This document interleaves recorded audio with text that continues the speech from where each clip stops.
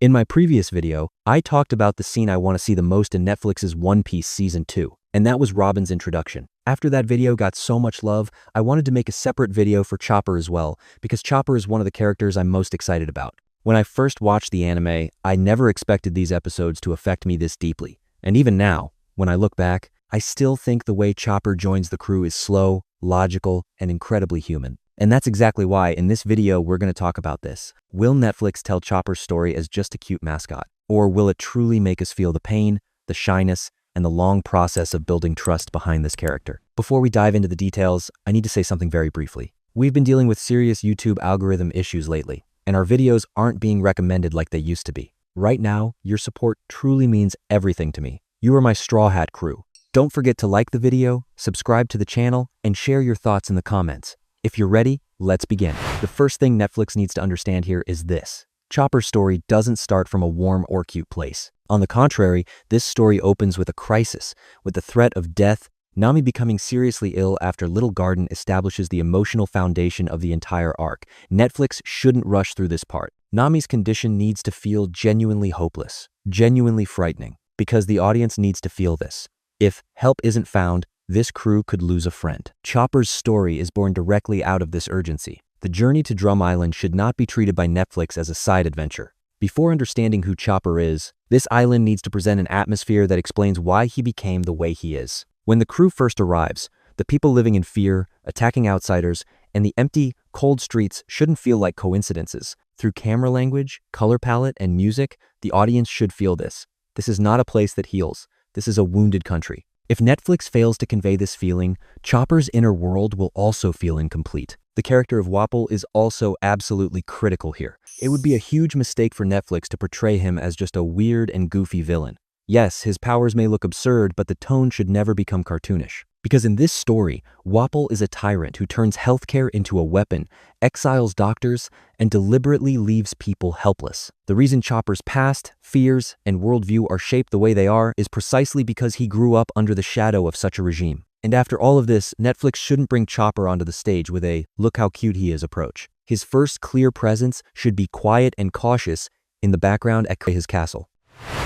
The camera shouldn't linger on Chopper for too long. It should feel like he doesn't want to be there, like he's trying to escape the frame. The audience shouldn't be forced to love Chopper instantly. First, they should try to understand him, because Chopper's strength doesn't come from his cuteness, but from the reality of the pain he's lived through. When handling the Drum Island arc, the most important thing Netflix needs to communicate is that this is not a transition island. This shouldn't be presented as a fun stop or a colorful side adventure. The camera language, music, and pacing should all say this. This is a place where something broke. That's why Nami's illness shouldn't fade into the background, but remain a constant, looming threat. Scene by scene, the audience should be thinking, if they don't find a solution here, this crew could really lose someone. The mountain climbing sequence is a critical threshold for Netflix. If this sequence is filmed as just a physical challenge, a huge opportunity will be missed. Luffy carrying Nami on his back, Sanji getting injured, and the avalanche disaster should silently communicate the theme of sacrifice. Breath sounds, wind, slippery surfaces,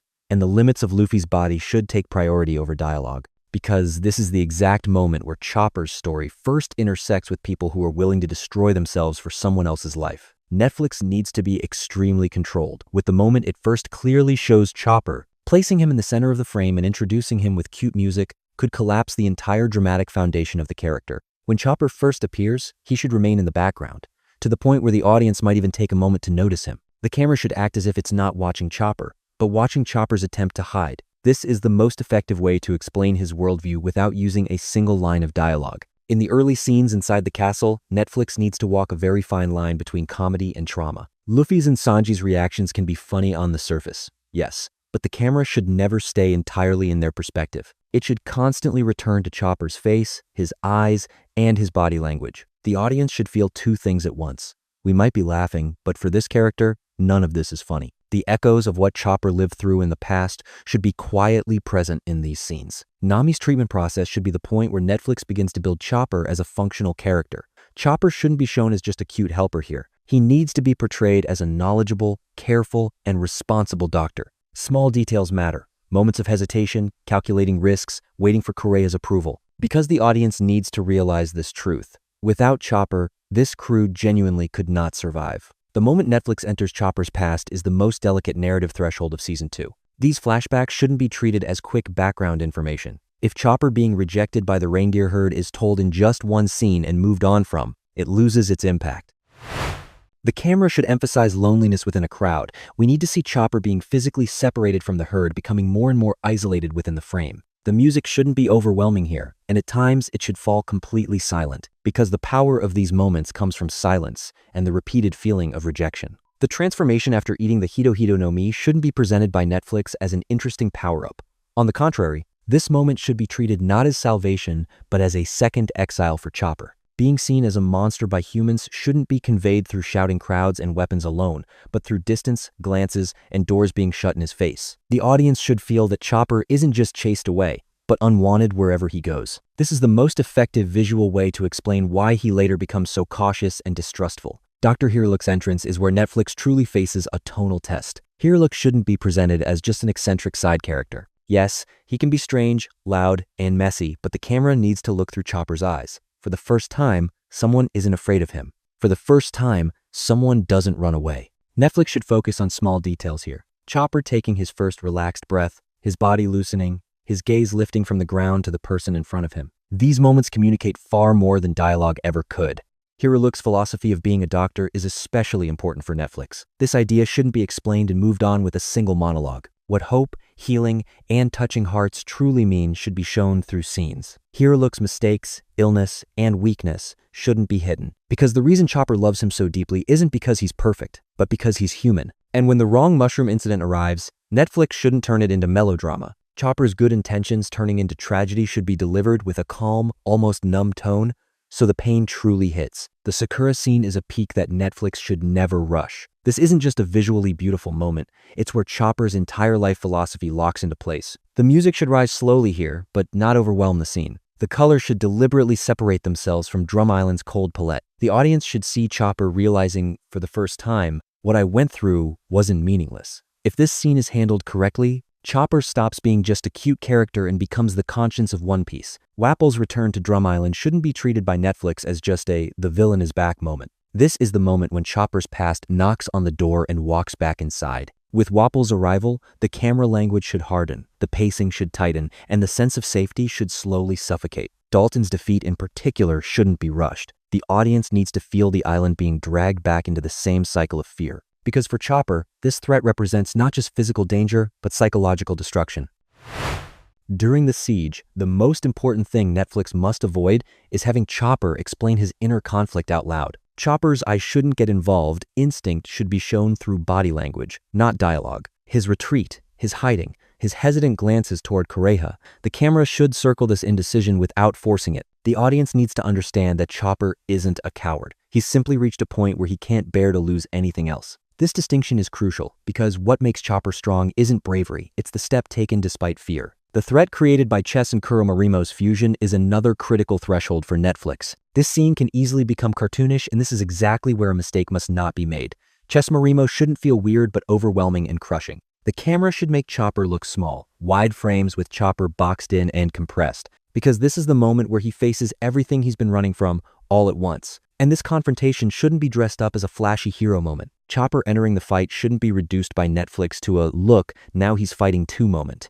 This is the first time Chopper chooses self-sacrifice. The Rumble Ball shouldn't be presented as a cool power-up. Instead, it should feel risky, costly, and like a decision that pushes Chopper beyond his limits. Even if he wins, the audience should feel that a price will be paid, because his strength doesn't come from losing control, but from refusing to stop, no matter the cost. At the end of this conflict, Netflix needs to clearly show that what Chopper gains is not victory. What he gains is the right to say, "I didn't run away." The camera shouldn't celebrate or glorify him. Instead, it should leave him exhausted, wounded, and silent, because that silence carries the true weight of the moment. Chopper, for the first time in his life, walked directly into his own fear. The final clash between Luffy and Wapol shouldn't be handled by Netflix as just a physical confrontation. This fight is a collision between two completely opposite worldviews. For Wapol, a country, people, and doctors are things to be owned. For Luffy, no one belongs to anyone. Netflix should focus less on dialogue and more on the meaning behind the action. Luffy defeating Wapol should feel less like overthrowing a king and more like shattering a system built entirely on fear. Wapol's defeat should be grand but quick. because what truly matters is the emptiness left behind after he's gone. Netflix shouldn't lean into victory music here. Instead, it should show the island breathing again. The slow release of fear from people's faces, the weight Dalton carries as he steps into leadership, and the quiet possibility of Drum's rebirth should all be delivered in a calm tone. This creates an atmosphere that whispers that Chopper's trauma may finally belong to the past. The Sakura scene should return one last time, now with far greater meaning. If Netflix uses this moment as just a visual spectacle, it misses the heart of the story. The Sakura isn't a miracle for Chopper. It's a legacy. It's the realization of Hiriluk's dream, a silent farewell telling Chopper, "You were never alone." The camera should linger on Chopper's face. It shouldn't exaggerate the tears, nor rush the moment. The audience needs to pause, breathe, and feel. Chopper's decision to join the crew shouldn't be presented by Netflix as a triumphant moment. This isn't a celebration, it's a farewell. Kureha's harsh but loving push is the final step in Chopper's growth. Netflix doesn't need to write dramatic lines here. A look, a turn back, and Chopper's hesitant steps say everything. Because this decision is the first time Chopper chooses his own life. And as the ship leaves Drum Island, the final emotion Netflix needs to deliver is this. This small, frightened reindeer is no longer alone. But his past hasn't been erased either. Chopper didn't join this crew because he's cute, he joined because he refused to give up. If Netflix handles this ending correctly, the audience won't just love Chopper, they'll respect him. And that's the moment when Chopper truly becomes the heart of One Piece, Season 2. Now, I'm genuinely curious. Will Netflix dare to tell Chopper's story this slowly, this fragile, and this emotionally? Or will it reduce him to just a cute side character and miss the heart of this arc entirely? Which Chopper scene do you think carries the biggest risk for Netflix, and which one, if done right, could elevate Season 2 to a completely different level? Make sure to share your thoughts in the comments. Don't forget to like the video and subscribe to the channel, because your support matters now more than ever. See you in the next video.